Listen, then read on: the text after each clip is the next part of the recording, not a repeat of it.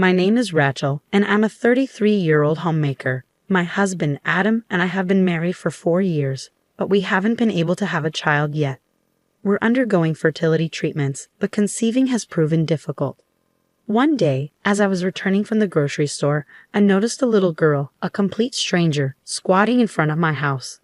I wondered why she was outside in the cold, winter weather without a coat, so I approached her and asked, "Are you waiting for someone?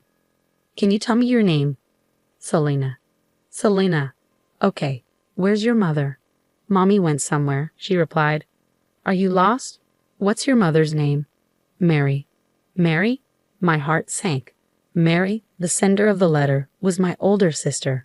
She had left home at 20 and never returned. It's been nearly 17 years since we last saw her.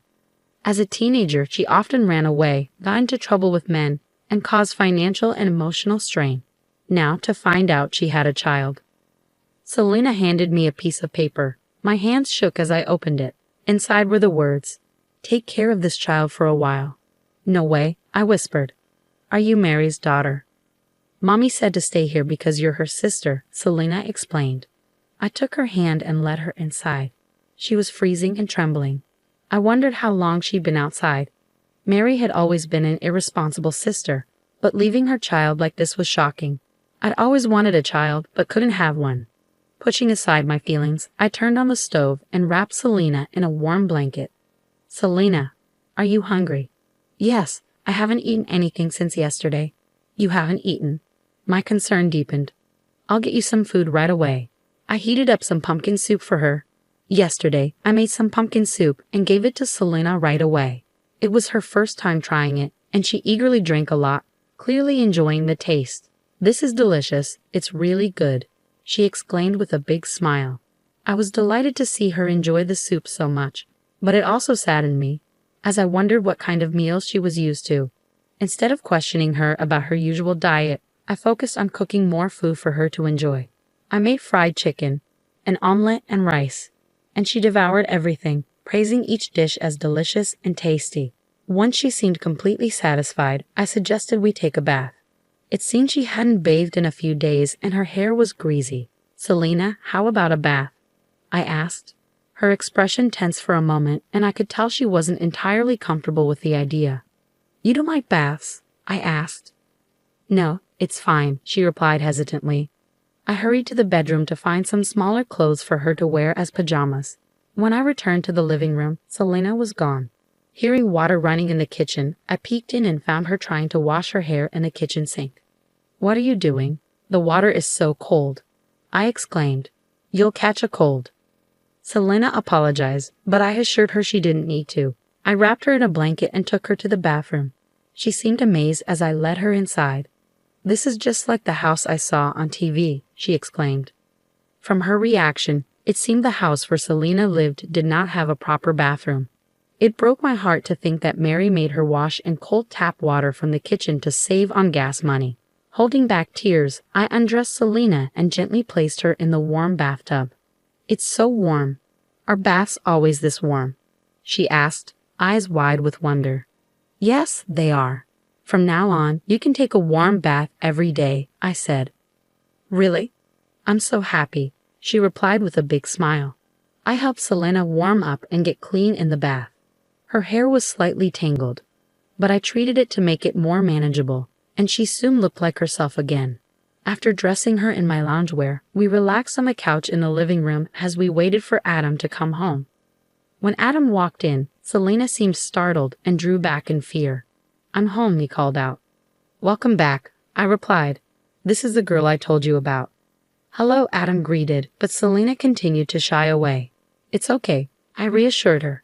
"This is my husband, Adam. He's very kind, so you don't need to be afraid of him." I explained the situation to Adam, and he was visibly upset. "What? That's unforgivable. We'll keep her here for a while." Of course, I agreed. How could she abandon her own child?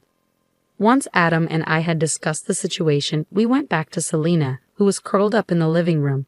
I spoke gently to her. "Selena, as I mentioned, this is my husband, Adam." "Hi, Selena. Please call me Uncle Adam," he added. Selena nodded timidly, and I went on to explain. The three of us will be living together here for a while. Is that okay with you? Is it really okay for me to stay here? Selena asked hesitantly. Of course, I said with a reassuring smile. And once we get settled, you'll be able to go to elementary school. I've never been to school, Selena said quietly. You've never been to school? What about kindergarten? I haven't gone to kindergarten because I'm no one, Selena mumbled. My heart ached hearing her words. She was too young to understand why she might feel this way. I decided not to press her further that day and let her rest instead. The next day, we would find a way to help her adjust to her new life. I informed my parents about Selena's situation, and they rushed over to see us. Upon meeting Selena, they introduced themselves as her grandparents, Grandma and Grandpa, and enveloped her in a comforting hug. Selena seemed puzzled but happy, as if she had never realized she had grandparents before. After entrusting Selena to my parents' care, I headed to City Hall to obtain Mary's family records. To my surprise, Mary was unmarried, and there was no record of any children. It appeared that Selena's birth had never been officially registered, making her essentially a non-existent child who never received any formal notices, such as enrollment for elementary school. This revelation shed light on why Selena referred to herself as no one. After consulting with various authorities, including the Child Consultation Center and the municipal office, we finally managed to establish Selena's family register. I happily informed her, Selena, now you can go to elementary school. I'm so happy for you. By this time, it had been over a month since Selena came to live with us, but she hadn't opened up much. She always seemed skittish, especially whenever Adam or I moved. Additionally, whenever she made a mistake, she would apologize excessively, curling up her body and covering her head. It was evident that Mary's past actions had left a lasting impact on her. Selena, you don't have to apologize so much, I reassured her. Uncle Adam and I will never get mad at you, and we will never harm you. I promise. Really? Selena asked with a glimmer of hope. Of course, I replied sincerely. I made a promise, but despite that, Selena's shyness persisted. However, as time passed, she gradually became more talkative and even began to smile more often. Then one day, Selena blurted out, I wonder when she will come for me.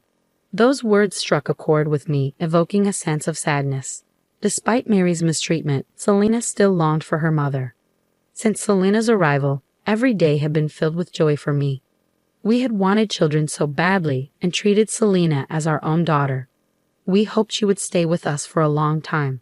The day after Selena's statement, she received an invitation to elementary school. I was relieved that she would finally experience the same school life as other children. Now that it's settled, we need to prepare for school, I said to Selena. We'll need to buy a school bag, stationery, and lots of clothes. Let's go shopping today for new clothes and stuff. I can get new clothes. I've already got some, Selena replied. It's not enough. You'll need more comfortable clothes for school, I insisted.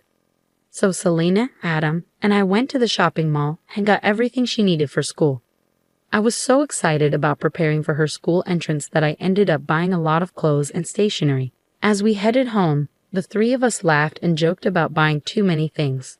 However, to my surprise, I saw Mary standing in front of our house. Mom, Selena exclaimed. Mary responded coldly, It's not welcome home. What were you thinking? How dare you come here? I stepped in, trying to calm the situation. Hey, calm down. Don't yell. It's not productive. First, you need to apologize to Selena. But Mary only glanced at Selena and refused to make eye contact. What are you trying to do? I asked. We can't just stand here talking. Let me in the house. I'll do it even if you don't tell me. Let's go, Selena, Mary said, ignoring my question. I decided to let Mary in and ask her what was going on. Is this your husband? She asked, pointing at Adam. He's a nice guy. Nice to meet you. I'm Adam, he replied. I don't know how to say this, given it's our first meeting, but the way you've treated your child makes you an unfit parent. Mary seemed taken aback by Adam's boldness. You're too arrogant, my brother-in-law. You can't talk to me like that. You don't know me. Maybe not, but I do know you didn't take care of her properly. How could you neglect your own child? Adam countered. Mary, clearly irritated by our accusations, seemed unable to grasp the gravity of her actions. I was perplexed by her lack of accountability. I asked Selena how she felt about seeing her mother, and it was clear she was still scared. She couldn't look Mary in the eye and recoiled in fear. Initially, I assumed Selena missed her mother, but now I wasn't so sure. As I was contemplating this, Mary spoke up. "You too don't have kids, right?" she asked. "No, but so what?" I responded. "Well, I'm going to leave this child with you," she declared. "I've raised her through the toughest stages of her life. You should be grateful to have an older kid now." Adam was incredulous. "Do you even know what you're saying? You're abandoning your own child as though she's an object to be handed off." "I know exactly what I'm saying," Mary shot back. "I'm giving you childless people a kid to raise. You should be thankful." I shook my head in disbelief. "That's outrageous. We're not giving her back to you, even if you ask. We've already made her a family register, and she's going to start elementary school next month. We'll make sure she's happier than she was with you." "Oh, so you've made a family register for her," Mary retorted, seemingly indifferent. "I did," I responded. "Why didn't you file a birth certificate?" "Because if I had, they would know I have a child. I didn't want to disrupt my life for such a selfish reason." Mary's admission explained why Selena had been unable to attend kindergarten or elementary school. Her callous attitude continued to baffle me. "That's not right. Selena deserves an education. What you've done is neglect, not just active truancy," I told her, knowing that reasoning with Mary was pointless. Mary had apparently broken up with Selena's father before Selena was born and had never registered the birth. To date other men, she often left Selena alone, pretending to be unmarried and childless. Her goal was to find a new partner and raise her child. "We'll take care of Selena," I said, firm in my decision, "but please don't come back to see us again." "Then give me 10 million yen.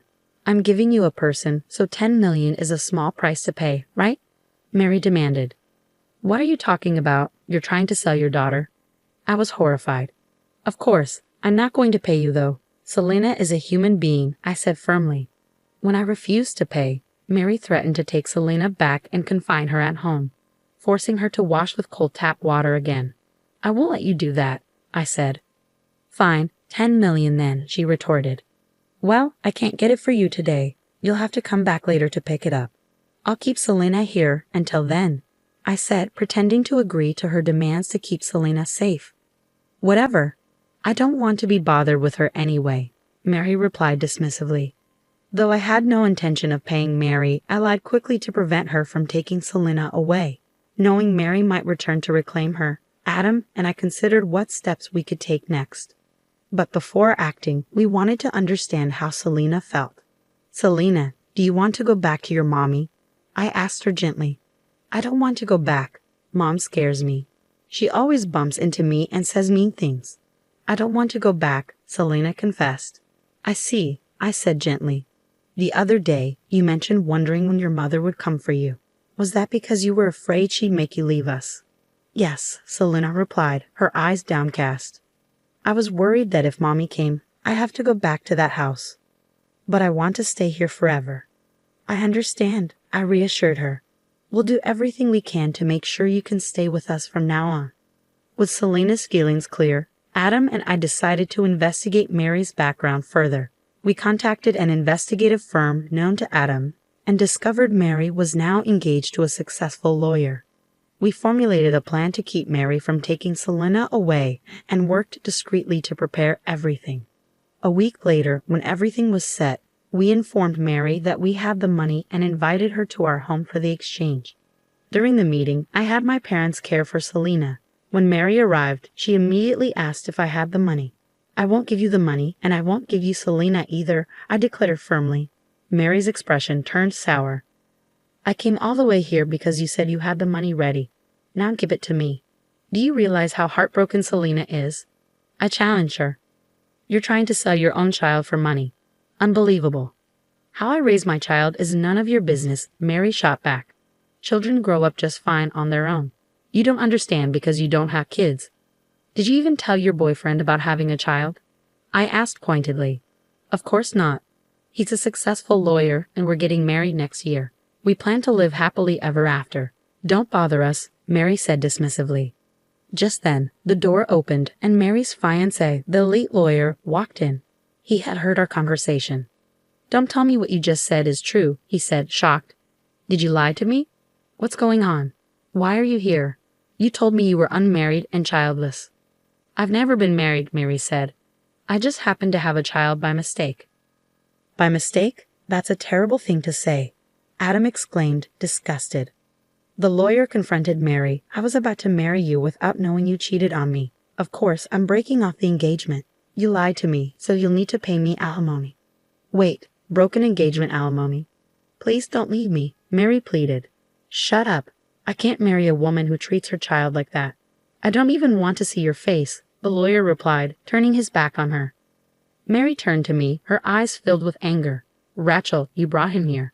Why did you do this to me? Because I knew I couldn't handle it the usual way. I'm going to discuss Selena's case with this lawyer, I explained. I was suspicious, but after hearing your words today, I realized the truth. From now on, this lawyer will represent me and my family. You'll regret making an enemy of a lawyer, Mary threatened. Soon after, a police officer arrived at our house. I had previously reported Mary for child abandonment, and authorities had secretly recorded our previous conversation. I also informed them of her visit that day. Mary was taken into custody for child neglect and abandonment, facing a stint behind bars. Although it was a lengthy and complex process, Selena was eventually allowed to stay with us permanently. The lawyer demanded compensation from Mary for breaking the engagement, and she faced legal consequences. After her release from prison, Mary lost both her fiancé and Selena. Additionally, she had to work hard to pay the alimony and child support, which took a toll on her appearance and ability to attract men. Recently, she stormed into our house, crying and demanding Selena back. She's my baby. Give her back. What are you talking about? Selena is ours now. I won't let you take her back, I told Mary firmly. No, not mommy. Uncle and auntie are mommy and daddy, Selena chimed in. Mary, rejected by her own daughter, walked away in despair.